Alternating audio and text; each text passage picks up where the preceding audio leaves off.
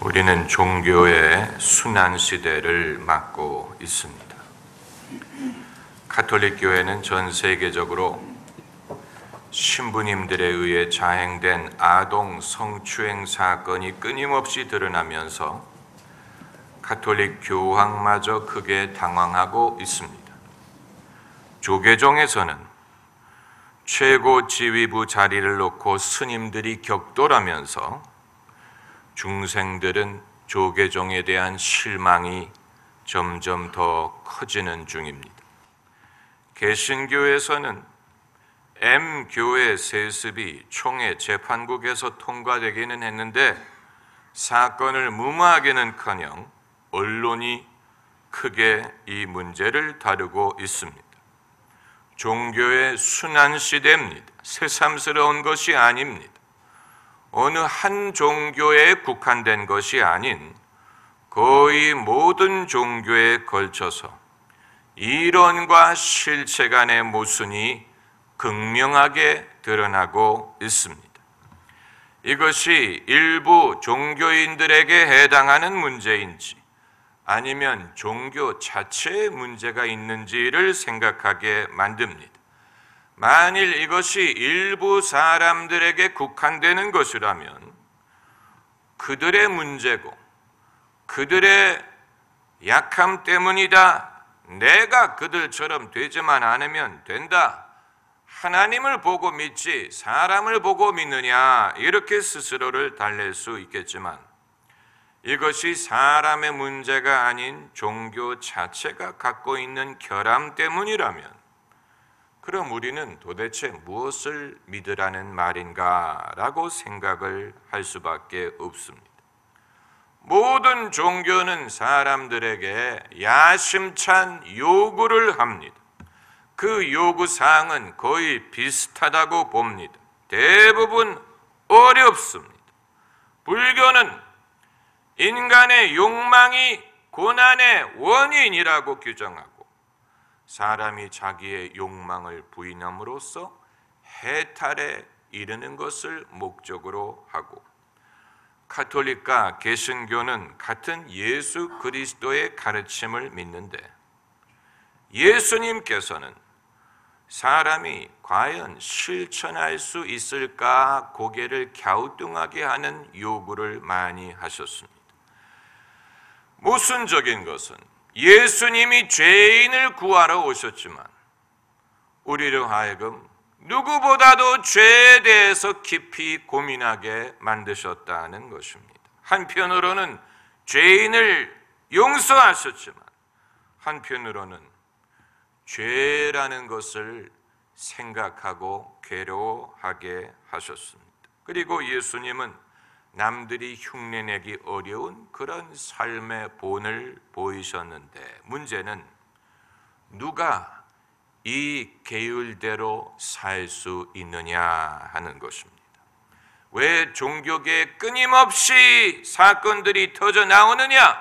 그것이 보여주는 것은 종교가 무엇이든 결국 사람이 그 계율대로 사는 것이 불가능한 것이 아니냐 하는 것입니다.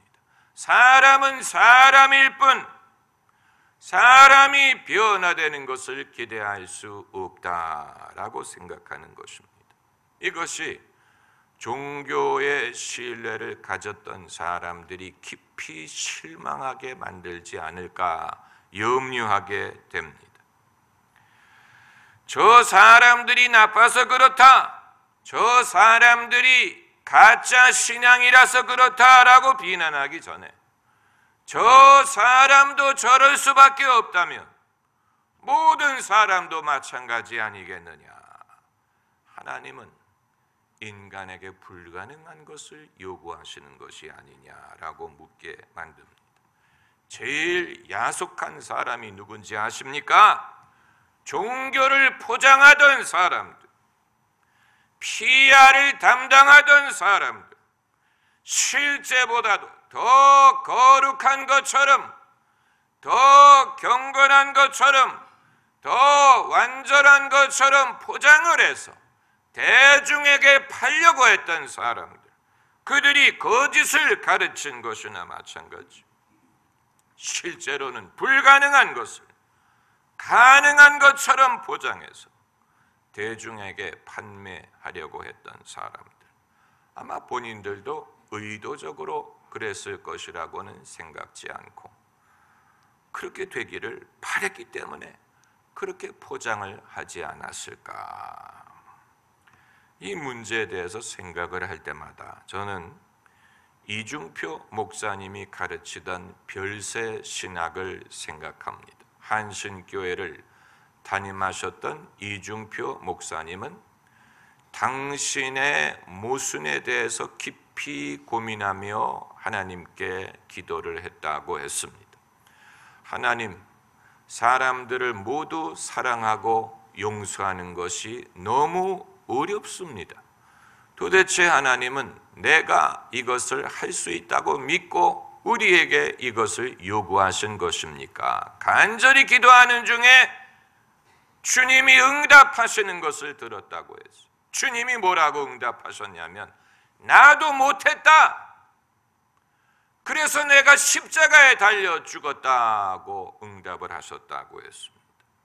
이 말씀에 이중표 목사님이 깨달음을 얻은 것입니다. 아, 예수님이 세상을 바꾸러 오셨지만 세상의 변화를 요구하지 않고 당신이 대신 십자가에 달려 죽으신 것이구나. 세상이 바뀌기를 요구하기보다는 당신이 희생함으로 세상을 구원하신 것이구나. 깨달음을 얻은 것입니다. 이미 성경이 말하는 바에. 그러나 우리는 그것을 실감하지 못할 때가 많지요. 예수님의 공생의 전반부를 보면 아주 강력하게 천국 윤리를 강조하셨습니다. 마태복음 5장에서 시작하는 산상수훈을 비롯하여 예수님 공생의 전반부를 보면 예수님은 서슬이 시퍼렀습니다. 서슬이 시퍼렀습니다. 손 하나가 없이 생명에 들어가는 것이 온 몸이 성하고 지옥불에 들어가는 것보다 낫다, 이런 말씀이라든가, 나더러 주여 주여 하는 자마다 구원을 얻는 것이 아니고 내 아버지 뜻대로 행하는 자라야 천국에 들어간다. 예수님의 말씀은 서슬이 시퍼랬습니다. 그런데 예수님이 공생의 중반부를 지나면서 지향하는 바가 바뀌셨습니다. 그리고 그때부터 비로소 당신의 십자가에 대하여 말씀하기 시작하셨습니다. 그래서 말씀하시기를 인자가 섬김을 받으러 온 게 아니고 도리어 섬기려 하고 자신의 목숨을 많은 사람들의 대속물로 주기 위하여 왔다. 대속의 죽음에 대해서 말씀을 하시고 그리고 말씀대로 대속의 죽음으로 죽으셨습니다. 공관복음보다도 더 진보된 신학을 담고 있는 요한복음은 아예 처음부터 그 말씀을 담고 있지. 그러니까 예수님이 원래는 인간과 세상을 변화시키려고 하다가 만만치 않으니까 플랜 B를 택하신 것이냐? 그건 아니고 예수님께서도 규율, 윤례, 요구만으로 인간이 바뀔 수 없다는 사실을 몸소 느낄 필요가 있었음을 보여주는 것입니다.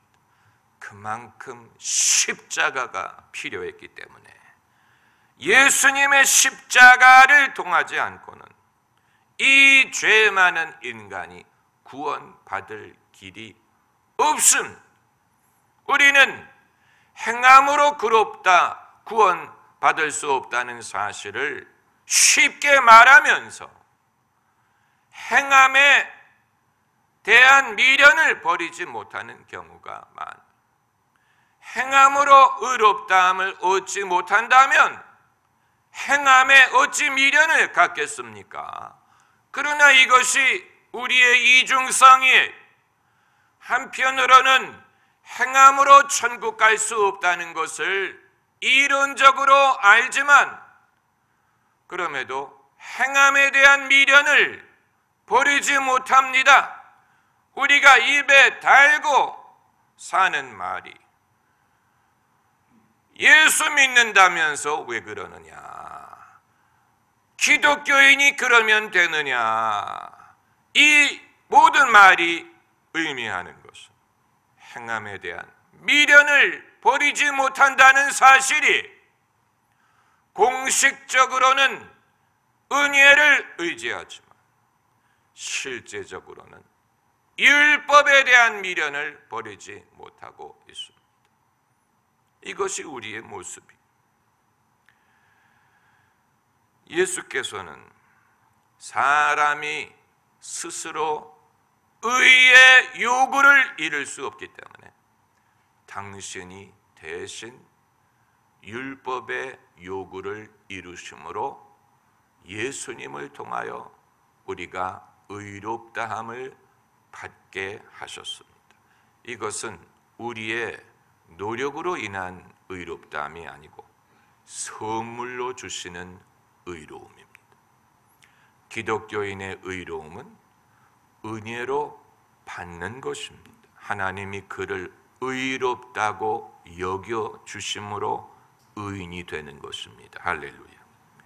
로마서 8장 3절에 율법이 육신으로 말미암아 연약하여 할 수 없는 그것을 하나님은 하시나니 곧 죄를 인하여 자기 아들을 보내어 율법의 요구를 이루어지게 하심이니라. 당신의 아들을 보내어 율법의 요구를 이루어지게 하셨습니다. 이것이 성경이 일관적으로 우리에게 말하는 진리입니다.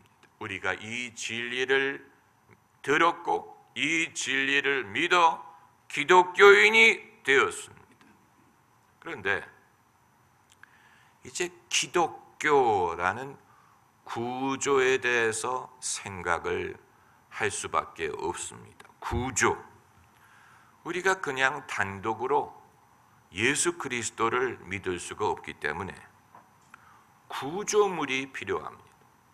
교회도 하나의 구조물, 목회자도 하나의 구조물, 또 교회 전통, 신앙의 공동체, 이 모든 것이 다 구조물입니다. 우리가 이것을 믿는 것은 아니지만 이것이 있으므로 우리의 신앙을 지탱하고 도와줍니다. 그러다 보니 이 구조에 대해서 기대를 걸 수밖에 없는 것입니다. 뭔가 나보다는 낫겠지, 뭔가 있겠지, 기대를 걸게 되는데 오늘 본문에 언약궤에 비교할 수 있습니다. 언약궤란 하나님이 모세에게 명하여 만든 나무 상자에 영화 레이더, 인디아나 존스 영화를 보신 분은 아시겠지만 이것은 나무로 짠 궤짝에 위에 금을 덮고 천사의 모양으로 빚어가지고 서로 마주보게 한 상자각입니다. 그리고 그 안에다가 무엇을 넣냐면 십계명 돌판, 만나, 그리고 모세의 지팡이를 넣었다고 했습니다. 이 언약궤는 이스라엘 백성에게 하나님의 임재를 상징했습니다. 그래서 광야에 그들이 행진할 때 언약궤를 중심으로 모든 지파가 진을 만들었고 이 언약궤 위에 낮에는 구름 기둥이 머물고 밤에는 불 기둥이 머물었다고 했습니다. 그러다 보니까 언약궤 속에 무엇이 있을까? 사람들이 호기심을 갖는 것은 당연한 것입니다. 그 속에 무엇이 있을까? 그래서 오늘 본문을 보면 19절에 어떤 사람들이 언약궤 속을 들여다봤다고 했어요. 그랬더니 어떻게 됐습니까? 하나님이 그들을 치셔서 그 자리에서 죽어버렸습니다. 그러니까 언약궤 속을 들여다보는 것을 하나님이 허락하지 않았다는 얘기인데, 영화 인디아나 존스에서도 똑같은 장면이 나오지 않습니까? 언약궤 안을 들여다본 사람에 대해서. 영화를 좀 보셔야 예화를 이해하실 수가 있지요. 왜 하나님이 그들을 치셨을까? 불경죄 때문입니까? 거룩한 곳을 함부로 접근했기 때문입니까? 거룩한 물건을 함부로 받기 때문에 치신 것입니까? 여기에는 더 심오한 이유가 있습니다. 언약궤는 그냥 나무로 만든 상자일 뿐 그 안에 무엇이 있는 것이 아니, 그 안에 무엇이 있기를 기대할 수 없어요. 이건 어디까지나 이스라엘 민족에게 하나님이 함께 하신다는 것을 믿게 하기 위한 상징적인 물건일 뿐이지 그 자체가 하나님인 게 아니고 그 안에 하나님이 거하시는 것이 아니에요. 그렇기 때문에 그 안에 들여다봐도 아무것도 없어요. 거기에 무슨 하나님이 계신 게 아니에요. 들여다볼 필요가 전혀 없어요. 그 이유로 언약궤 안을 들여다보는 것을 하나님이 금지하신 것입니다. 그것이 그들의 신앙에 전혀 도움이 되지 않는다는 것을 아셨기 때문에 아마 여러분 무슨 말인지 반밖에 실감하지 못하실 것입니다. 그 언약궤가 그래도 뭔가 있는 것이 아닙니까? 여러분, 사람이 연약하기 때문에 눈에 보이지 않는 하나님만을 믿는 것이 너무 힘들다 보니까 눈에 보이는 그 무엇을 요구할 때가 있습니다. 그렇기 때문에 아무 데서나 기도해도 되지만 예배당에 와서 기도하면 더 효험이 있으리라고 생각하는 것이고, 아무나 여러분을 위해 기도하면 하나님이 들어주실 테지만 목사가 기도하면 더 효험이 있으리라고 생각이 되는 것이고, 예배당에 아무 구조물이 필요 없지만 십자가를 걸어 놓으면 더 경건하리라고 생각하는 것이고, 우리가 예배 드릴 때 어느 쪽을 바라봐도 상관이 없지만 그래도 십자가를 바라봐야 하나님을 바라보는 것처럼 생각하게 하는 것이지만, 이 모든 것은 눈에 안 보이는 하나님을 믿도록 돕기 위한 것이지 그 자체가 하나님인 것이 아니고 하나님을 대신할 수 있는 것이 아니에요. 그렇기 때문에 그 언약궤는 어디까지나 하나님의 약속을 그들이 생각하게 하기 위하여 만들라고 한 것이지 그 자체가 무슨 영험이 있는 게 아니고 그 안에 하나님이 계신 것이 아니에요. 그걸 모르고 뭔가가 있으리라고 생각하고 들여다보는 것에 대하여 하나님은 그건 너에게 유익하지 않다, 백성에게 유익하지 않다, 불허하신 것입니다. 마치 황금알을 앗는 거위 우하다고 같습니다. 이 거위가 매일 황금알을 하나씩 낳았는데 그 주인이 욕심이 나서 이렇게 황금알을 낳는 것을 보니 그 뱃속에는 황금이 가득하겠지. 그래가지고 거위의 배를 갈랐더니 황금은 하나도 없고 더러운 내장만 있더라고 했습니다. 성직자들도 마찬가지. 종교라는 구조물이 필요하지만 그 구조물은 언약궤와 같기 때문에 그 속을 들여다보면 무슨 비밀이 있는 것이 아닙니다. 들여다보면 실망할 것입니다. 그리고 그 실망은 믿음에 도움이 되지 않을 것입니다. 21세기의 종교적인 변화가 있다면 과거 시대에는 사람들이 구조물을 많이 의존했지만 이제는 구조물은 구조물일 뿐 하나님이 아니다라는 것을 깨닫는 사람들이 많아지리라고 봅니다. 그렇다고 예수님의 진리가 손해를 보느냐? 결코 그렇지 않습니다. 성경 말씀에 사람은 다 거짓되되 오직 하나님은 참되시다. 사람은 다 거짓된다고 했어요. 사람은 다 거짓되되 하나님은 참되시다. 여러분 혹시 모르셨던 건 아니지요?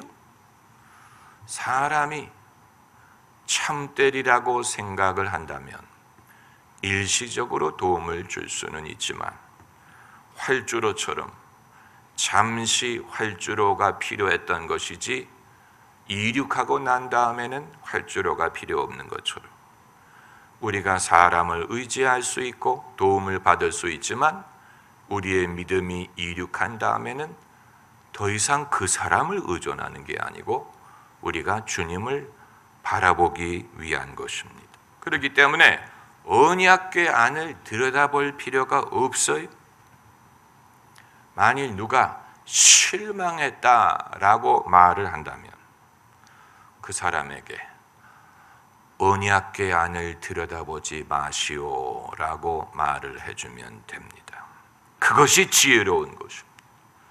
그것이 신앙적인 연륜, 하나님도 그것을 당부하신 것입니다. 할렐루야.